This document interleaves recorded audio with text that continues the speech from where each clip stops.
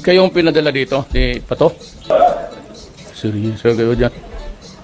Alam mo, kayong presidente na hindi taga Maynila, ha? Di ako sanay ng mga paikot-ikot, probinsyano ako.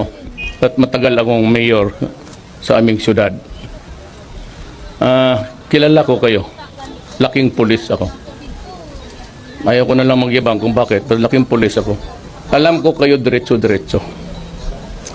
Alam mo, kayo pumasok, mas isip siguro ninyo, paging pulis, pag may baril, may badge, yun na yun.